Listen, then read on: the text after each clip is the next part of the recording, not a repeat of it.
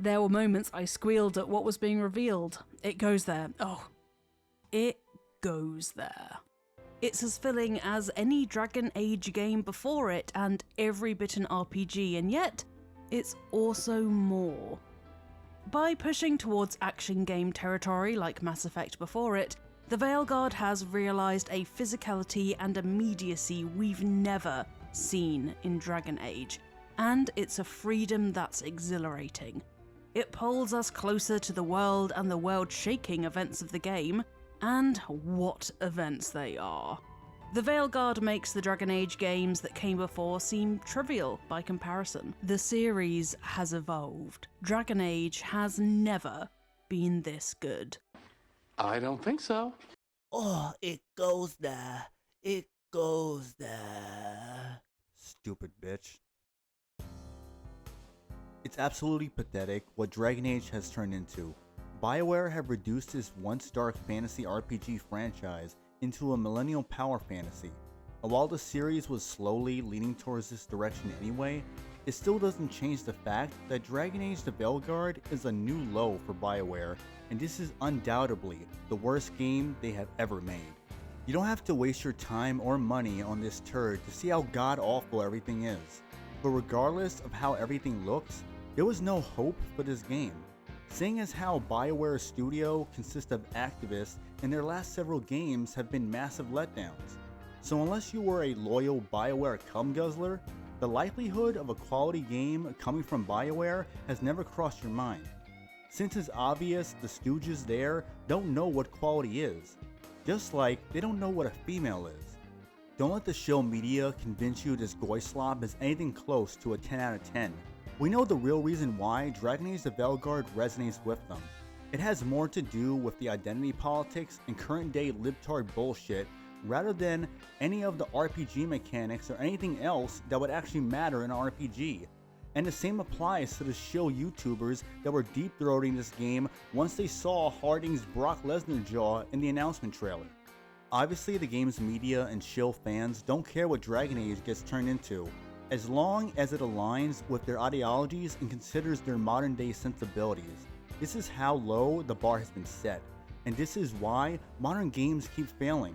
The quality and identity of a series goes out the window in favor of ensuring propagandist nonsense are the main focus of the project.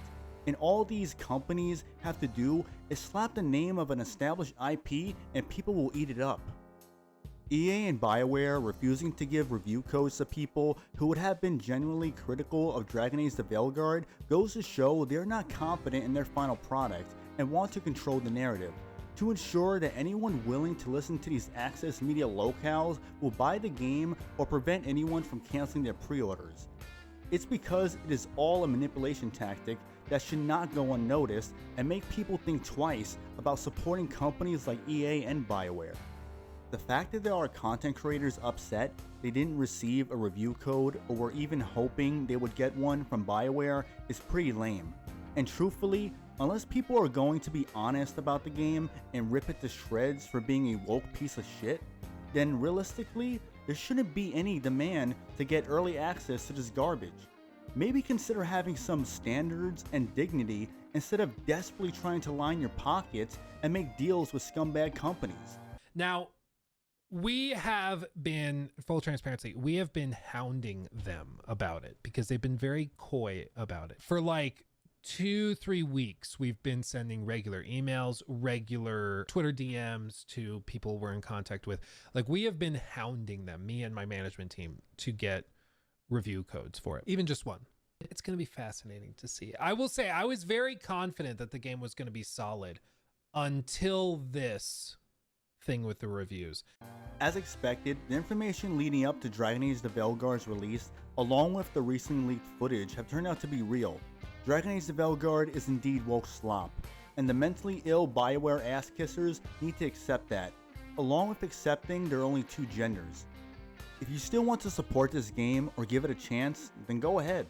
Fund activist developers that are more interested in pushing a message rather than making a quality game. But I hope a lot more people have enough discipline and common sense to realize that this is not Dragon Age, and Bioware does not deserve any more chances. It was a mistake that EA allowed Bioware to stick around after Anthem. Not only did they ruin Mass Effect, but now they have ruined Dragon Age. Now we have media outlets and corporate slave content creators running marketing campaigns for this RuPaul Drag Race Disney Plus diarrhea, smeared with modern day writing in a fucking fantasy setting of all things, with bowling shoe ugly characters, one specific case being a Kunari that comes out to her family as non-binary. It was so stunning and brave that the IGN staff were passing around tissues. But I think after Dragon Age the Veilguard, what they really should do is pass around job applications for Bioware, along with some cookies. And while we've been asked by the devs not to spoil specifically who I'm talking about here, as a non-binary person myself, Veilguard includes some of the most authentic representation of coming to terms with general gender stuff, and having to navigate your family's reaction to it I've yet to see in a game. It doesn't feel like an after-school special or like I'm being pandered to. It's quite well handled, and finding out that the writer for this character is non-binary themselves did not surprise me at all. That sounds pretty dumb, man.